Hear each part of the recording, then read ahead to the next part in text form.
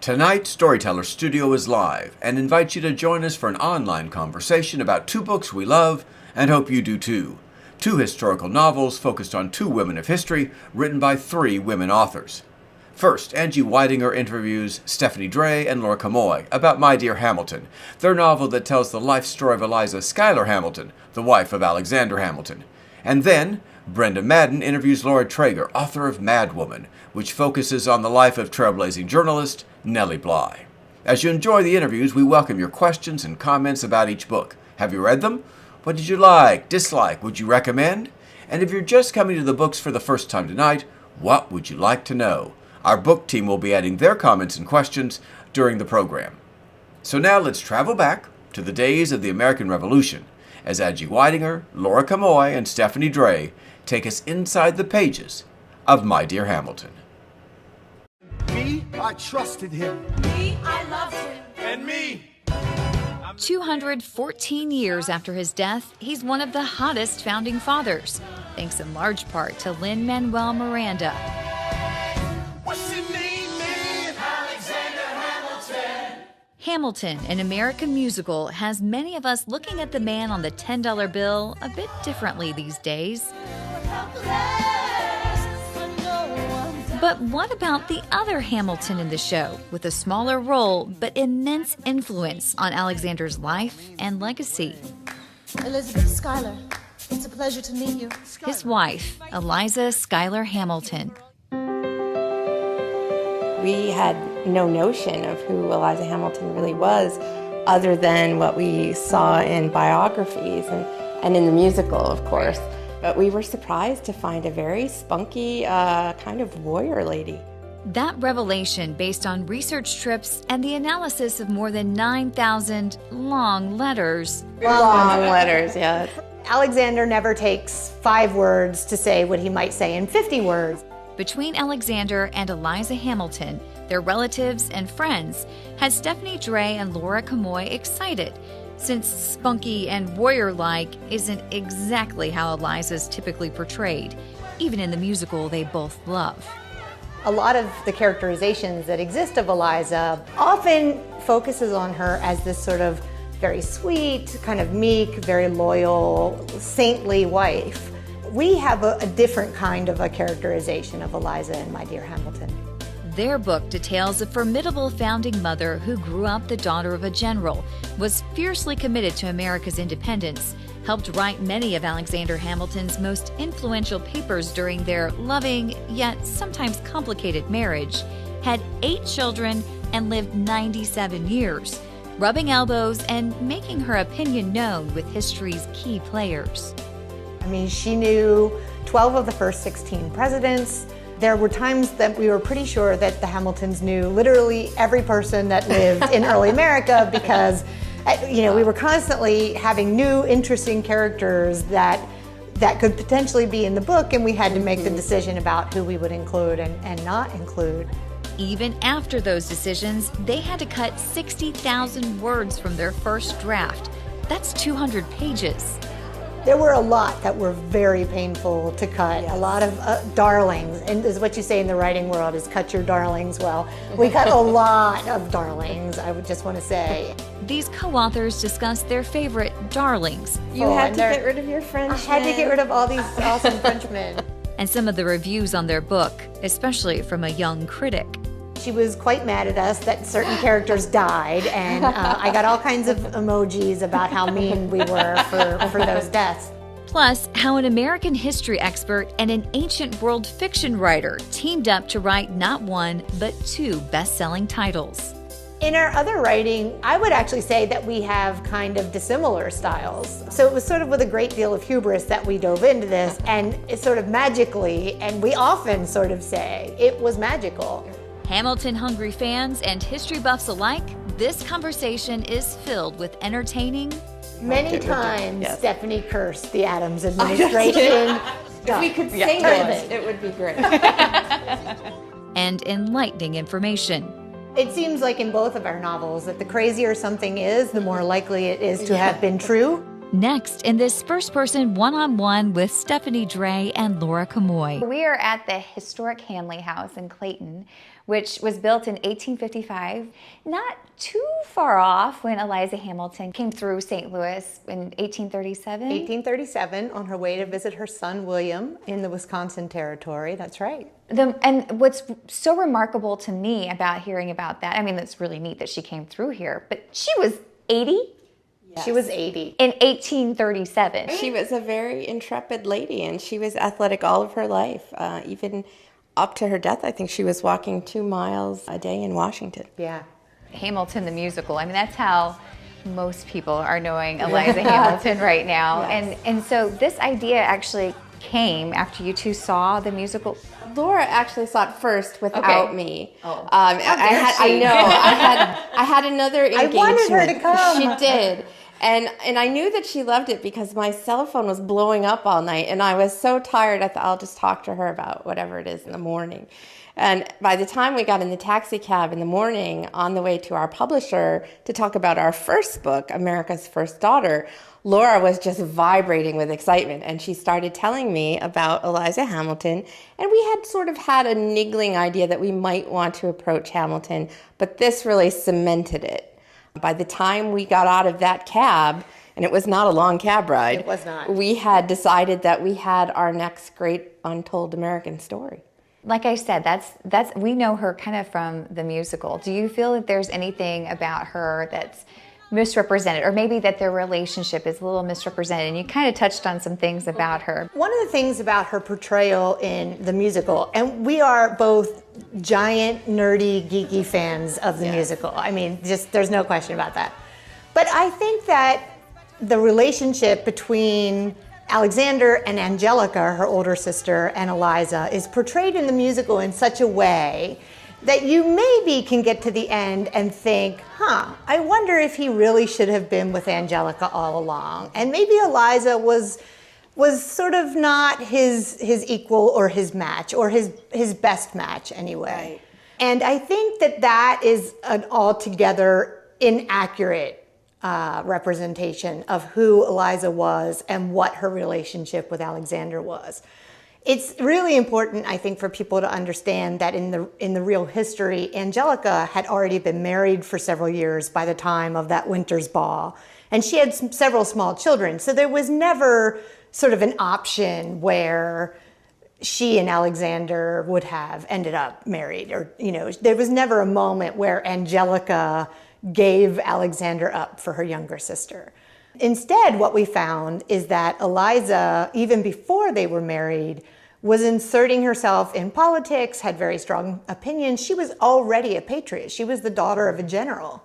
And so we have a different kind of a characterization of Eliza in My Dear Hamilton. Well, in the research that you did, I mean, you became very familiar with both Alexander and Eliza. I read it was something like 9,000 Hamilton letters, right? So for both the Long Hamilton letters. Yeah, long letters, yeah. For both America's First Daughter and My Dear Hamilton, our starting point in terms of primary source material was the National Archives website, which has a section devoted to the Founding Fathers. And the really exciting thing about this collection of letters is that it is digitized and all the letters are transcribed, so it creates a searchable database. And there are almost 9,000 letters to and from Alexander Hamilton.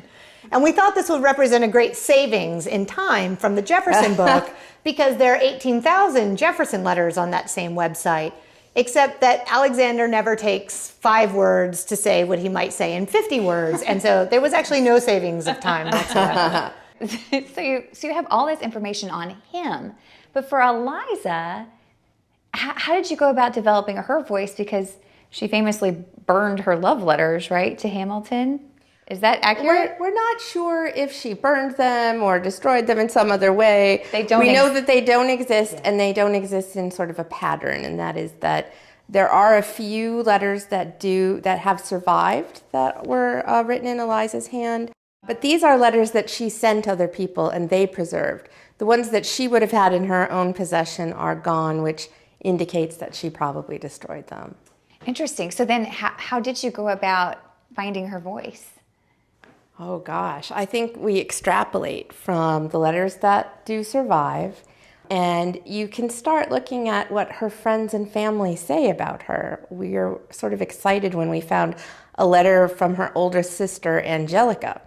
Now, we don't know who Angelica was angry at in this letter, but she was angry with someone, and she believed that this person needed a dressing down, and she appears to have sent them to her younger sister, Eliza, and said, because you know how Mrs. Hamilton can be. And we were sort of taken aback, like, we don't know how Mrs. Hamilton can be. Please tell us. But it started us down on a path of looking for patterns that sort of fit that characterization and that voice. What I find interesting is that you mention in the back of your book that historically, I mean, this is a historical fiction, so the conversations you've come up with, but the crazy events that are in there, like these big events, you think there's no way that happened. No, those are the things that are historically accurate. Those are facts. It seems like in both of our novels that the crazier something is, the more likely it is to have been true. We did not have to make things up to create drama in Eliza Hamilton's life. It was already there. She was at the forefront and a witness to many of the most important moments in the founding of the country. Let's talk about one of those kind of what seemed, when you think back to that time, moments that seems a little crazy was President James Monroe coming to her house. And not to give anything away, but you bookend the book with this experience. In fact, I had to go back and reread the first chapter. I was like, wait a minute, I need to put this all together. Tell me about that. So this incident is recounted by a descendant of the Hamiltons in an intimate portrait about Alexander Hamilton. So it comes down as a family story of what happened. And in this account, we learned that James Monroe paid call to Eliza Schuyler Hamilton. They were both very elderly when this encounter took place. He appears to have wanted to have some sort of reconciliation with her. She was not at all polite, and we will not give away any spoilers about what happened, but she was not intimidated by our fifth president. And the encounter, as described by her family, was a very curious one because it didn't really raise Alexander Hamilton at all through James Monroe's voice, which led us to wonder, why is he calling upon Eliza Hamilton? What is so special about her so long after Hamilton is dead that former presidents and founding fathers are calling upon her and trying to reconcile? And that really led us down an important path to discovering her story as a patriot in her own right. And that was another moment when we looked at this encounter with James Monroe and said, this is not a shy, retiring, meek little lady. This is a little lady who squared off with a president, who laid out a demand, and who, stood her ground. And she would have personally benefited from making peace with James Monroe because it might have opened doors for her, many lawyer sons, and given her access maybe back into certain parts of society. It would have benefited her, but she was not going to have it given the things that had transpired between them. Let's talk about some of the other ways that you kind of revealed things to yourselves. And some of that I read was part of your research trips, right? That you guys went together on some of these trips. And there was one trip, was it to Jockey Hollow, that changed kind of how you perceived their love relationship kind of beginning, right? Yes. Our sort of original idea for how they would meet and fall in love was fairly lighthearted because that's how it's generally portrayed in the musical and in biographies. But when I went to Morristown, I went and I saw the house where they courted, and I saw all the pretty lanes and the pretty church. And then I thought, I'm going to go into the hills where the soldiers were. And when I went there and I saw the conditions that our soldiers in the American Revolution were living in, and the sort of suffering that both Eliza and Alexander Hamilton would have witnessed and probably tried to help alleviate, I thought this was not the best place to have a lighthearted romance. People were starving and suffering, and it was cold. It was the coldest winter on record at the time. And so we decided that this was a pair of people who fell in love under distressing circumstances, and that sort of gave it a deeper level to their love story, and we were really excited about exploring it that way. And it's part of our characterization in the book that their marriage, their relationship from the very first moments is forged in this crucible of war and politics. And they're always together side by side as they, go from one political moment to another. It also meant that war and political things were always very personal to them. And so that realization about the nature of how they come together that Stephanie helped us create from that trip to Morristown really was another piece in figuring out how we were going to talk about them as a couple throughout the course of the novel. Speaking of her as a counterpart, there are these letters or documents of his that are written in her hand. Do you feel, since you know her so much better than many of us do you feel that she wasn't just taking note, writing down for him? Do you feel that she was intellectually stimulating? Was she questioning things? I mean, in the book, she is. We know for sure from her own recollections as a much older lady that in recounting the story of Alexander writing George Washington's farewell address, which was a very famous political document at the time, that she told people that she knew that he wrote it because she sat beside him and watched him do it, and that he used her as a sounding board. He wanted to know her reaction to the farewell address as he was writing it. So it does seem in at least that specific instance that we have evidence that she was giving him feedback and advice and that he was taking it. And then when you put that together with finding some documents in her hand and some other pieces of evidence that seem to suggest that she was involved, present, helping to facilitate some of his political relationships, certainly serving as a hostess in political situations, that she was more than just a scribe for him. Let's talk more about the founding mothers, because I know on your website that you say that you are bringing revolutionary women to life, right? I think I read somewhere that the first signed copy, the advance release copy of My Dear Hamilton, was your 13-year-old daughter wanted it. Is that your daughter? Yes. Do you feel it's important, especially for her, to see these strong women in such a pivotal time in our nation's history? I think it's very important, and not just women, but I think it's very important that it's understood that all kinds of people participated in the securing of our independence and the building of our new nation. And certainly that's the stories of the founding mothers, but it's also the stories of free African American people and enslaved people and Native Americans and people of all classes, and that it was an enterprise that was successful because so many people worked for it and supported it. And that's a legacy we all still share today. Real people need to fight for and vote and, serve the country that we all live in today. I mentioned your daughter wanting an advance copy. Yeah. So I'm curious what the feedback has been, both from her and, well, let's start with her. What did she think? Her feedback was very, very positive. She was quite mad at us that certain characters died, and I got all kinds of emojis about how mean we were for those deaths.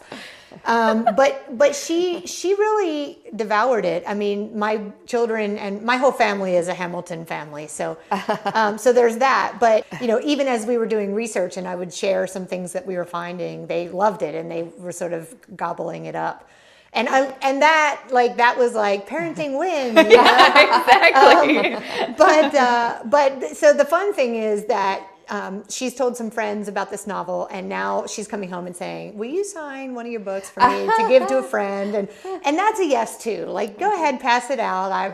I'm really excited when we have young readers come to the books, because this is their legacy. Like, many of these people, my daughter will be 18 in 4 years, and I want her to understand this is now yours to pick up the mantle for and to carry forward. And so to the extent that our novel, sort of energizes kids along those lines, I think we were very excited about that. You guys are excited about that, but there's one other person who has your book that you're really excited about too. Tell me, somebody, who is it that has a copy that... So this is when, when your friends do you really big favors. They do things like manage to help you get an advance copy of your Hamilton book to Lin-Manuel Miranda. We have no idea. He has not said anything. He hasn't reacted. But we are such big fans of the musical that we sort of nerd out just with the knowledge that he has it, that he's maybe looked at it, He touched he it. could have touched it, even if it was like, on the way to the trash can. Like, it doesn't matter. We are, not just jokingly, but we're really admirers of the historical fiction that he told in the musical. And we don't make all the same narrative choices, but it's because we're telling Eliza's story and he was telling Alexander's story. So we look at it as storytelling, and we sort of broke it down. And just once again, our conclusion was Lin-Manuel Miranda is a genius. He is. Anytime there was at least one incident where we thought, well, we should do something a little different here. He skipped over the Confederacy years and the Adams administration, and wouldn't it be fascinating for us to explore that? Well, we did, and then we had to cut it out because he was correct. It takes up a lot of space, and it did not do what we hoped Many it would do. times, Yes. Stephanie cursed the Adams administration when we were working on those sections, and then we just sort of joked, like, can't we just have a page where it says, and then it's the Adams administration, and then done. If we could sing it would be great. Is there anything you'd like to tell Mr. Miranda about your book, or that if he wants to discuss it, or with you, you'd be open to that, I'm sure. Yeah, call us. I don't. We will take your call. Yes, we will. Night or day. In all seriousness, what I would say is thank you for what he's done for this period of American history, because he's brought all kinds of renewed attention and excitement and accessibility to it, and that I think is really important in terms of a civic service that this musical has ended up performing, but certainly in terms of making the consumers of the musical, and hopefully our books too, good citizens, right? Good stewards of this nation. Let's talk a little bit. You mentioned cutting. So I think I read somewhere that your first copy, your first draft was really long, right? Yes. So, were there some pieces, you just mentioned the Adams, but were there other pieces that you're like, oh, I wish we could have included that, or anything that you're like, oh, it really hurt to see that section go? So many. So many. So many of those. I believe we had almost 60,000 words of deleted scenes.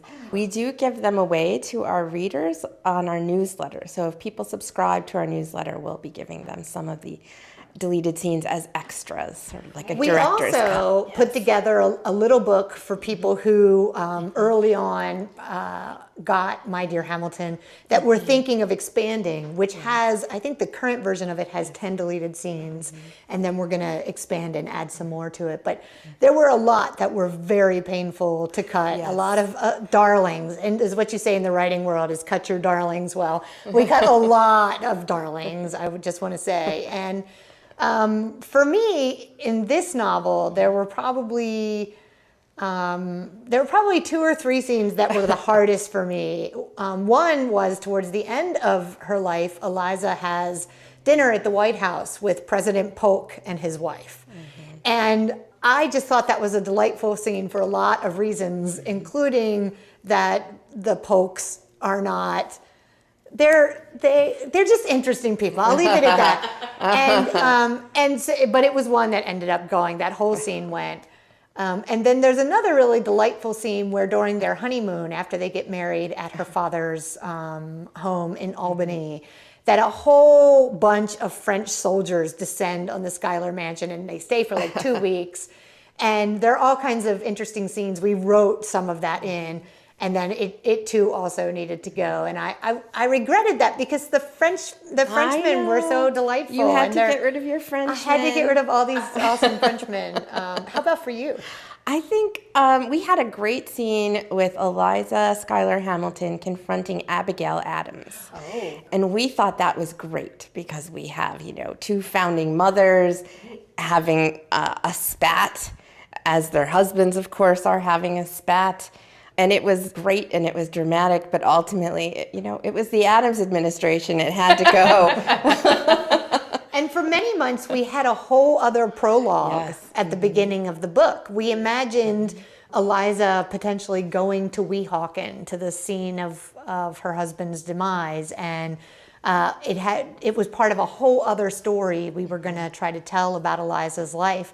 And ultimately, that had to go, and it was hard because we were pretty big fans of that prologue, and it just wasn't the right frame in the end. So I'm kind of picking up on what sections you each wrote by what you loved a little bit. I think we can reveal the scenes that we wrote that we cut, but as the ones that we kept, our hands were on all of those scenes. We generally will draft different chapters and then exchange them and then edit freely. So our words are all interspersed in the document. So there's really no page of the book that both of our hands were not on. It's so interesting because I feel like you guys must have similar writing styles, because I never could tell that there were two authors on this, because I think it's fascinating. We've never done an interview with co-authors. So I think that dynamic is very interesting.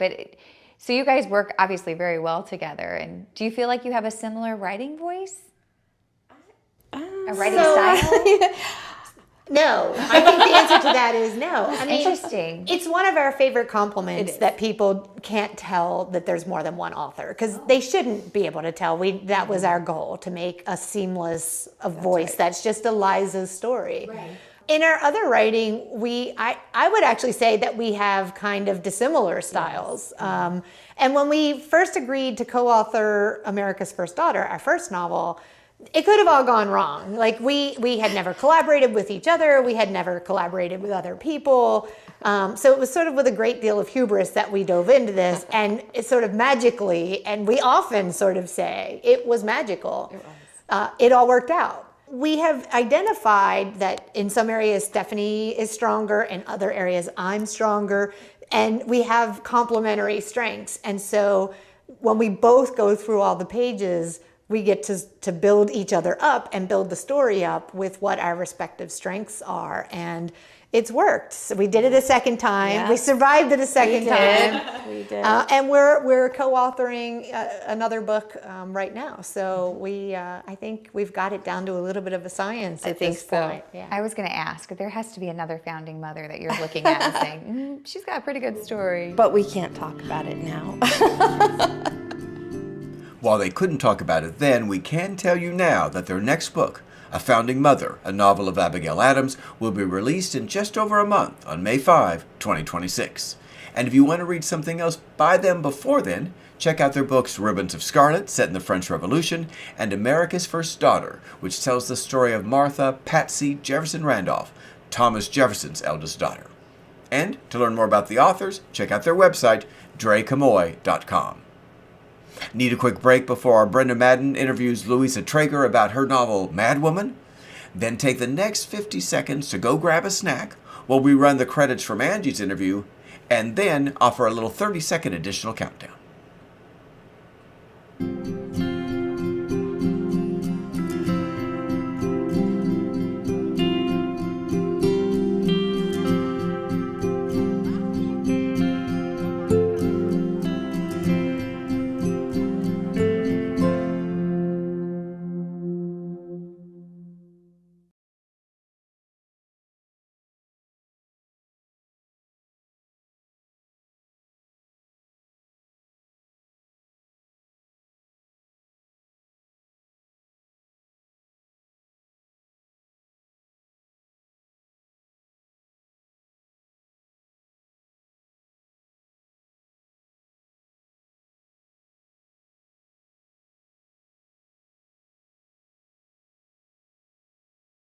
We know her as Nellie Bly, the trailblazing American journalist who exposed the horrors of New York's insane asylum for women on the notorious Blackwell's Island in the late 1800s. But when British writer Eliza Treger first heard Nellie's name from a friend, she had no idea who she was.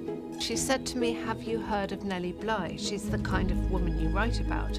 And this friend knew that, first of all, I was a die-hard fan of pioneering women. And secondly, on the hunt for a subject for a new novel, I went away to research her, and I was instantly hooked. I knew I had the muse for my next book. In Treger's new novel, Madwoman, one of the first things we learn about Nellie is that her given name was Elizabeth Cochrane. For Treger, though, that fact isn't just a piece of random trivia, it's the starting point for Nellie's personal story, a way to explore the emotions, events, and ambitions that drove Nellie to pursue the truth in a way that hadn't been done before. In Madwoman and her previous biographical novels, The Lodger and The Dragon Lady, Treger does that by taking us deep inside the minds of her subjects.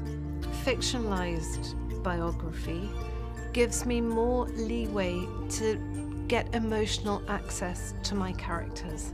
And I think that's what I'm really interested in. So one of the themes I drew out was the effect on her emotionally and physically of her time in the asylum. And I think there's a sort of veracity to fiction writing, that you can invent conversations, think yourself into the character's thoughts, while still sticking to the biographical information as closely as possible.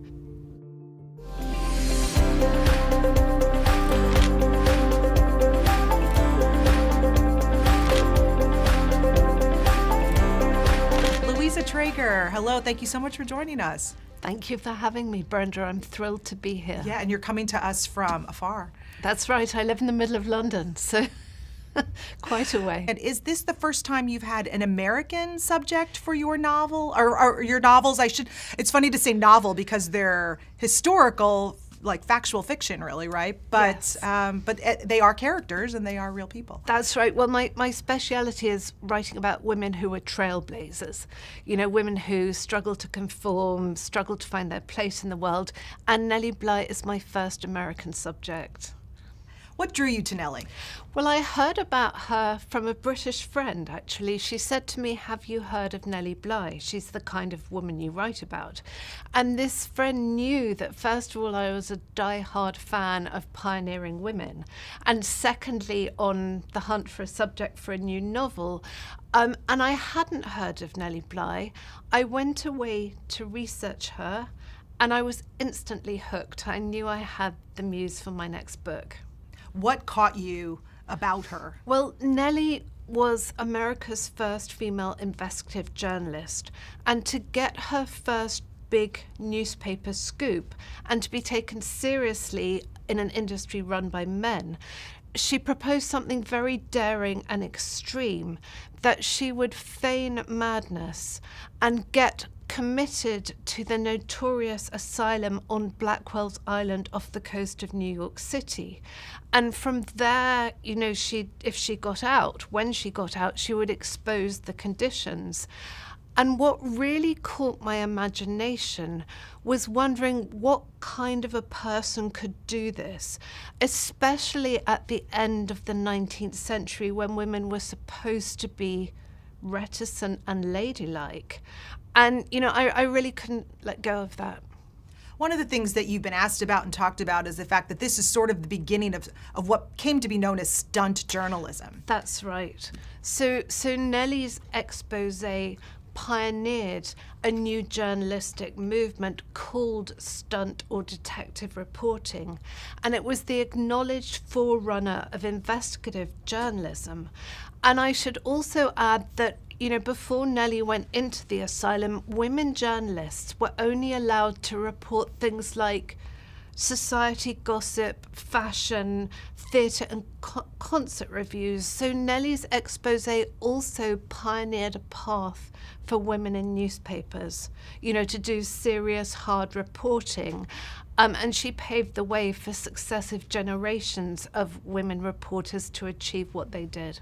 It's interesting, too, because even though it's labeled as stunt journalism, her interest in this subject and this terrible, really, situation that was happening was not a stunt. Nellie felt a tremendous kinship with the marginalized. And it was because she had a hard childhood. And I think that taught her, you know, what it meant to be someone who'd given up on joy and belonging. So she had huge empathy. And there had also been brushes with mental illness in her family.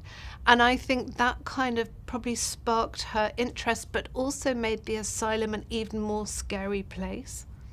You start with her childhood and her Yes. development just as a human being. Yes. And you show those glimpses where she saw the fine line between functioning and madness that we all sort of can hover on. Exactly. So I felt it was important to write about Nellie's childhood because I needed to explore and to convey what made her that extraordinary person she became. And also there's a lot of play between the very porous line between sanity and madness, you know, that we can all relate to, I think. And of course, you know, one of the plays is that Nellie would have been judged completely mad by the standards of the time for getting voluntarily committed to an asylum. You know, these places were brutal and dangerous. You also give the background of her childhood that helped give her that sense of being in a community, but being just outside. So Nellie was born to privilege. Her father was a judge. And probably the defining moment of her childhood was when he died when she was young. And he died without leaving a will, which left his family destitute. And then Nellie's mother married and then divorced a violent and abusive drunk. So not only did the family suffer this terrible abuse at his hands, but they had the disgrace of divorce. And I think that Nellie really did, you know, she got that outsider's perspective from that sort of fall in grace. And I think at the same time, you know, missing all those things, having to learn to work to earn a living, having to do without material things and education that she'd had before, those things sort of, you know, blended in her soul and made her the person she became. How did she find her way to journalism? It's a very sort of sincere way that led her to it. So she struggled for several years with a series of menial jobs like housekeeper, nanny, servant, which she was not satisfied by. And then she read an article in the Pittsburgh Dispatch which changed her life. And the article basically said that women who worked were a monstrosity. And Nellie felt this so deeply and so personally because she and her mother had no choice but to work. So she fired off this protest to the editor of the newspaper. And it was one in a heap of letters on his desk, but it caught his eye because of the passion and conviction with which it was written. And he was impressed and invited her to come and meet him, and then he offered her her first proper job as a serious reporter. One of the things I loved about that story, and that you see throughout her career and often in many stories of female trailblazers, is that it was a man who was open to being impressed by, and that is showing that those good people were always there despite the difficulties. That is very true. And one thing that I noticed about the men who helped her, first of all, Madden, who was, you know, the editor of the Pittsburgh Dispatch, but also Joseph Pulitzer of Pulitzer Prize fame, who owned the New York World newspaper and said yes to her going into the asylum. Both men had come up the hard way. They'd come up from nothing. And I think they recognized in Nellie a certain spark and drive that really set her apart from the rest and perhaps reminded them of their younger selves. Tell me about your research. How did you dive into this? Oh, so I love research. I've got to say that first of all. And it, you know, it's probably the most fun part of the whole novel process. So first of all, I set off for America to go to Blackwell's Island, which is now Roosevelt Island, because I felt like Nellie before me that I had to set foot on the asylum to understand its story. So, I walked around and got my bearings, and I asked a man in his wheelchair outside his convalescent home where the lunatic asylum was, and he pointed me next door, and he didn't seem too thrilled to be next door. So I walked the site of the asylum. Now all that's left is the octagonal tower that used to be its centerpiece and has become part of a gentrified apartment block. But I looked out at Manhattan, and it was tantalizingly close, and I could really feel how gut-wrenching it must have been for the women of the asylum looking out. They must have thought, surely I could make that. Yet that channel was home to fierce currents and patrol boats, so it was impassable. But that really made the whole setting come alive for me. And then the Library of Congress and the New York Public Library opened their collections, and there was really a wealth of exciting material there. Everything Nellie had written, everything that had been written about her. So I immersed myself in all of that, and the story came alive. You talked about what it was like to sort of stand where she had stood and where all of these other women had stood too. Was it haunting in a way? I found Roosevelt Island totally haunting. That although it's been gentrified and there are schools and apartment buildings and shops and people going about their lives, I couldn't shake this sad, eerie atmosphere. And in Nellie's time, the island was home not just to an asylum, but to a workhouse, a prison, and a smallpox hospital. So it was literally the place where all the undesirables were shipped off to, so that they could be out of sight, out of mind for ordinary, respectable New Yorkers. And you can't not feel that. It's interesting because you've noted in other interviews, and I definitely felt this as a reader too, it's awful to confront what humans will do to each other. Yes. So not just that these people were shipped out of sight, but the nurses and many of the doctors in the asylum were just unbelievably cruel and brutal. And you think that these women were among the most vulnerable of society, and those people who should have been responsible for their care were abusing them. One of the most disturbing things that we see through Nellie's work in the insane asylum is what caused these women to be committed. It wasn't, it was a kind of a frightening pattern that she discovered. I think this was the most appalling and surprising part of my own research, that many of the women in the asylum were not mentally ill at all, but refused to conform to the standards of society and had been put away for being inconvenient. For example, there were women who refused to marry at all, or who ran off and got married without their parents' consent. There were women whose husbands simply got tired of them, and women who couldn't get over postnatal depression or witnessing some terrible tragedy. I think all it took was a GP's letter, a member of the family asking the GP for a letter, and off those women went, never to be heard from again. And Nellie did advocate for a more stringent examination of women before they were admitted to the asylum, so that only the genuinely ill were admitted. And obviously there were those who were ill and needed the support of an institution, but a lot of them weren't. As a reader, it's hard to read what she discovered in there, and I imagine as a writer and researcher, it took me to a very dark place. And I actually wrote the first draft during London's first lockdown, of the pandemic, when we were all feeling shut up and frightened, frankly, because we didn't know what was going to happen. And I think in a way that mirrored the conditions of writing the book. You've also mentioned in some interviews that you were going through some personal upheaval at the same time. I was living with my ex-husband. We were locked in together during the pandemic.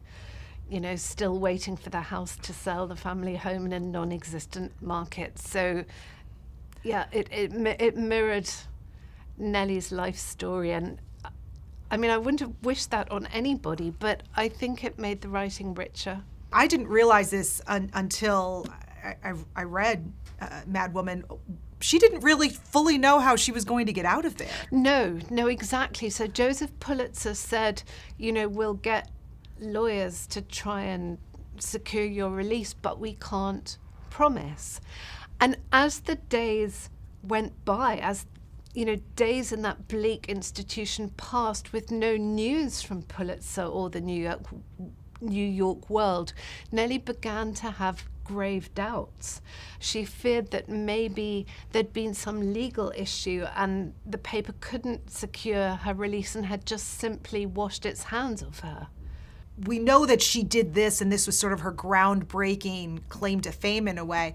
But actually, from the beginning of her career as a reporter, she was always seeking to humanize her subjects. And that was that was new. No. That was not a part of journalism, really. And not only did she want to humanize her subjects, but she gave a voice and a face to the marginalized in society. You know, those who had no visibility, particularly women. And working girls. Yes. People who were in the shadows. Exactly. This is your third That's novel, right? So your That's other two, starting with The Lodger, about writer Dorothy Richardson, then The Dragon Lady, about Lady Virginia Courtauld. But this is your first American heroine. Well, I think that Nellie Bly was the most thrusting and the boldest woman I wrote about. And I think that is a New World thing.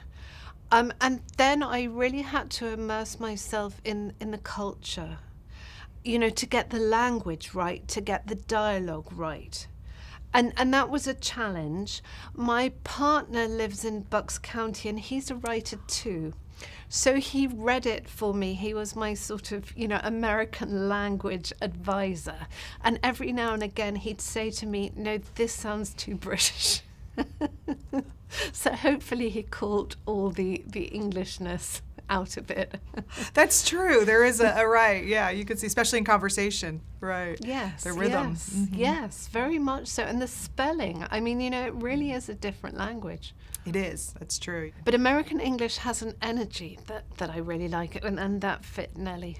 That's what I wonder too, is that just even as her personality of coming up in it's such a different type of national personality in a lot of ways. Neither good nor bad, but different. Yes, different. And I think the language had to be more sort of spare and energetic as a result. And your other two subjects, and I think understanding too the subject that you're working on next, you have this knack for finding women who have done impressive pioneering things, but they're not the usual suspects that we hear about a lot. That's right. I almost fell into this theme rather than chose it. I found myself drawn again and again to women who were trailblazers and who couldn't fit into the narrow standards set by society, but all of whom achieved something remarkable. And it wasn't necessarily fame and fortune either, but it was, they changed things. Yes. And sometimes it's more interesting to write about those who are less well known. I think that there are so many incredible women who have just been forgotten by history. You're asked a lot about fact versus fiction and fictionalizing, and why you have chosen to sort of to write in this sort of factual fiction genre. Well, the reason is that fictionalized biography gives me more leeway to get emotional access to my characters. And I think that's what I'm really interested in. I mean, for example, Nellie wrote her own articles in this tone of plucky girl reporter whom no one could faze. And that was what she wanted to convey as an author, and almost what she had to convey, because she had to be tougher than the men. So one of the themes I drew out was the effect on her emotionally and physically of her time in the asylum. And I think there's a sort of veracity to fiction writing, that you can invent, conversations, think yourself into the character's thoughts, while still sticking to the biographical information as closely as possible. And I just want to make a point about conventional biography, which is that it's only as reliable as its sources, which are very often letters, which are not so reliable. Right. What was the reaction to this expose, and what did it change, or? It turned Nellie into a national celebrity, a sort of fiery celebrity. And her articles led to nearly $1 million extra being given for the care of the mentally ill all over the country, which was a vast sum in 1887, which was the year, it happened. But 7 years later, the asylum closed. I think things improved after Nellie, and then they slid back down, which is often the way with these reforms, and the asylum was shut down. But, Nellie did get all this money for them. She, started a new journalistic movement and paved the way for women reporters. And she also gave a voice and a face to women who had no visibility or status in society. So I think her achievement was remarkable. She was born this underprivileged girl, and she became a woman who was so far ahead of her time and who changed the world. And I think that 135 years later, we still need her kind of advocacy. Tell me about the title, Madwoman, too. Did you always have that title? I'm always fascinated by how authors come to a title. I know oftentimes your editor helps. Yes. And this has a double meaning. Yes. So, as I said, it's all to do with the fine line between sanity and madness, which I play on throughout the book. And I toyed with playing Madwoman for a long time. And then one of my writer friends said, skip the playing, just have Madwoman, it's so much stronger. Do you find that once you've settled on a title, does that help you focus then on the... It does help me, and it doesn't really go away despite other suggestions. Right, you lock on and... Right. Once it feels right, that's it, and the rest of the book falls into place from there. You've always been a reader and a writer, but you are also a professional musician, and you started your professional career as a musician. I did. And you've talked about the similarities between the two. Well, I think there are many similarities, and not least the discipline to sit down in a room by yourself and spend hours alone honing your craft. But, music is all about listening for minute acoustic differences, which is very like, being very aware of the nuances of language. Plus, there are many parallels like rhythm, tone, alliteration, onomatopoeia, all sorts of parallels. And so I think nothing is ever wasted, and music was a very good training for becoming a writer. You also sort of raised your career while raising your children, and I think that is something I find with a lot of female authors, and it very much is intertwined with their work. Well, yes, I think that I'm lucky that writing is flexible. I could do it around the children's routine when they were younger. I think that being a mother is probably the most enriching thing that ever happened to me. So that adds, another layer to your writing, whether you're writing about motherhood or not. But the bad side of that was that I was so involved with the world of my book. I disappeared into it so completely that there were a lot of baths that overflowed because I forgot to turn off the taps, or I would make dinner and turn the oven on and forget to put the dinner in the oven,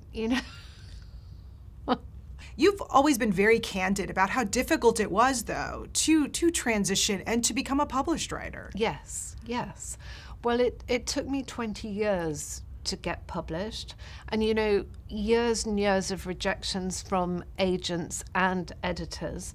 And I think that's the path of most writers. So I think, you know, one has to be candid about it. And, you know, very often overnight successes are anything but. And that writer or singer or whatever it is has been working for years in the shadows. And I think, you know, it's very important not to give up, to take constructive criticism, but not to give up. Tell me about your readers and your fans. Has that been a fun part of discovering? That has been one of the nicest parts, and I have loved touring the States and meeting, you know, readers and booksellers and librarians and, you know, people like yourself, because writing is the most solitary of professions. And although I'm quite solitary by nature, I don't mind that. But then it's just so lovely to venture out into the world and talk to people who are interested in what you're doing and who get the book and who sometimes see things in it that you haven't seen yourself. That is lovely. Louisa, thank you so much for joining us. It has been such a pleasure to talk to you. Thank you so much for having me. I love chatting to you. Looking to read more books by Eliza Treger?